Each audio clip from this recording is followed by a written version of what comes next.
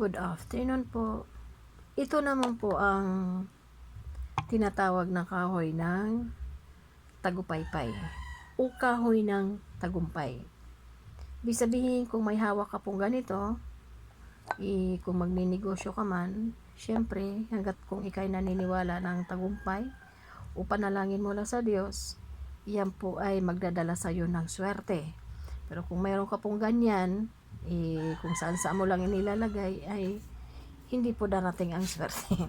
Ganun lang po yung kung paano po natin ina-attract ang ating mga hawak na tagumpay, mga mutya or mga charm o mga lucky charm. Binibigyan din natin yan sila ng buhay. Ibig sabihin, bibigyan natin yan sila ng dasal araw-araw. Kumbaga, i-bless natin siya.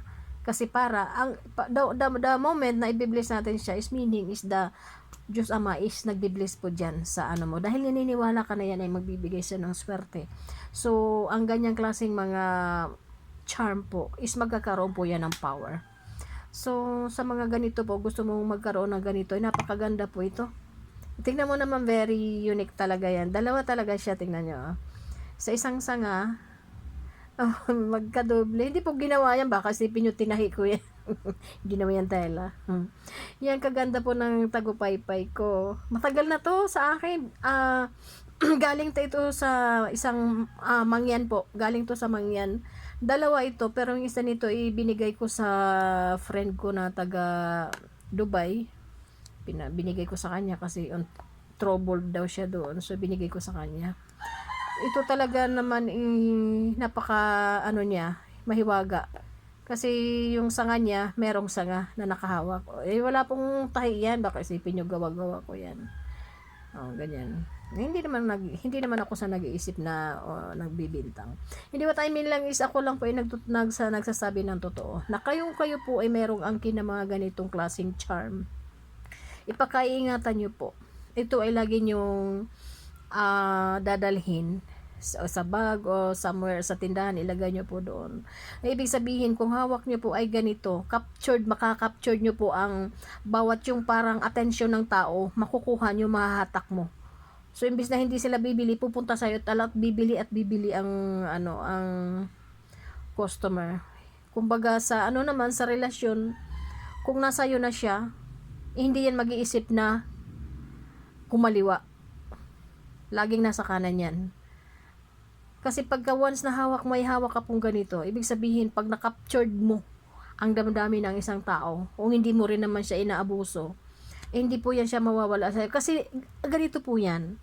Ang ganito pong mga charm, ibibigyan po din natin yan ng, yung magandang pag-uugali. Meron ka nga ganito, itinatarantado mo ang tao. Do you think na ang charm niyan is mag-work? No. Di po yan mag-work. Ibig sabihin, pag mabuti kang tao at mayroon kang halimbawa minamahal mo na ayaw mo wala sa'yo, dahil po dito, ikakapit yan sa'yo. Hindi yan mag-iisip na maghanap ng iba or something. Kung hindi ba talaga para sa'yo, maghahanap talaga yun. Pero hanggat may hawak ka pong ganito, basta't maniniwala ka lang, hindi mo na kailangan magselos, hindi mo na kailangan ma-insecure. Kasi kumbaga, meron kang mga ganyan Sa akin kasi, sa prinsipyo ko, kung ayaw mo sa akin, di wag. Kung gusto mo ako, di gusto rin kita.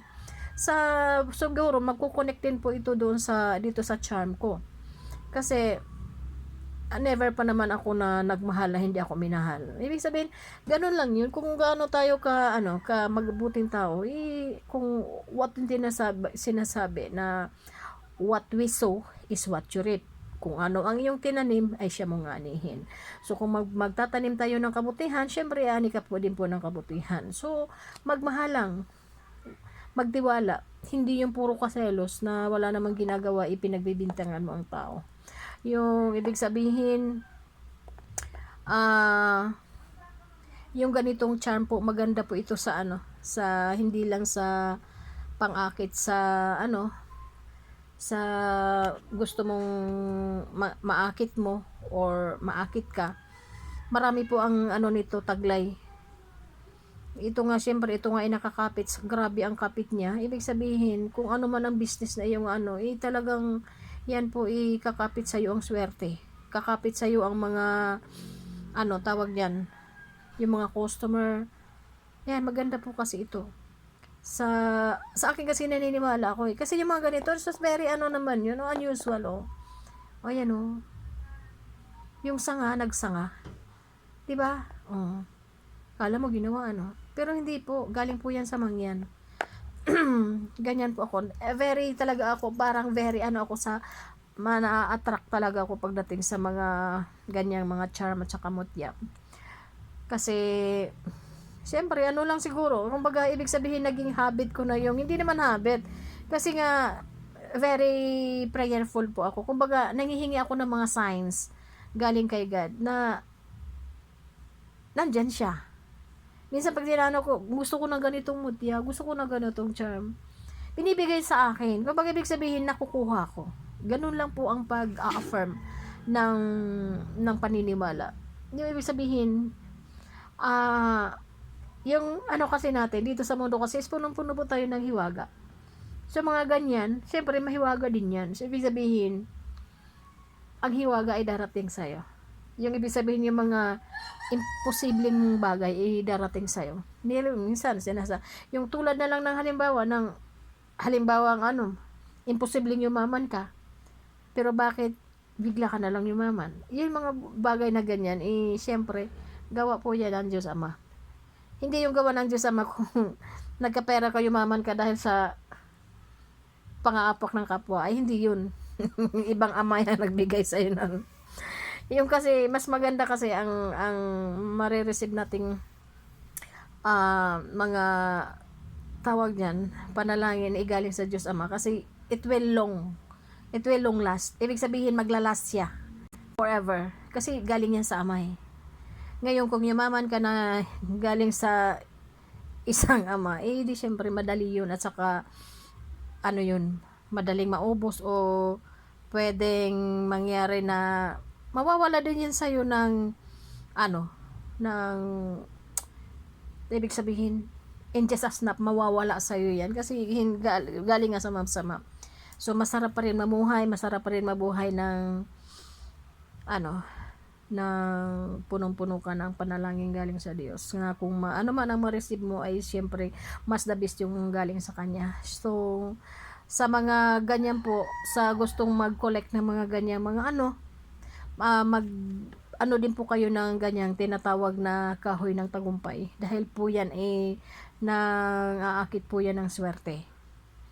At kung wala kang love life, lagay lang yan sa pabango, tapos spray parang ka nagagayuma eh. Hindi, no, wag tayong ganun. Kumbaga ganun to yan eh. Kung mayroong mang ibibigay sa'yo si Lord, hindi naman kailangan tayo manggayuma eh. Kailangan na lang yung baga importante kung anong nandyan o kung anong dumating sa'yo, yun ang kaloob ng Diyos. Kung hanggang ngayon ikaw ay single, nangangarap na magkaroon ng loved one, o di panalangin mo rin. Huwag natin daanin sa tinatawag na gayuma. Dahil isa rin yan sa klase ng hallucination na ibig sabihin pangarap na pag-ibig. So, ibig sabihin mas masarap pa rin ang buhay na puro natural.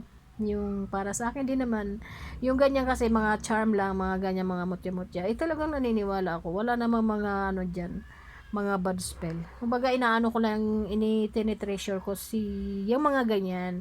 Kasi yan po ay mga gawa ng inang kalikasan. Ang inang kalikasan ay gawa po ng Diyos Ama. Kung ano man meron nandito sa lupa, yan po ay galing sa kataas-taasan. Siya po ang may tawag dyan, gawa.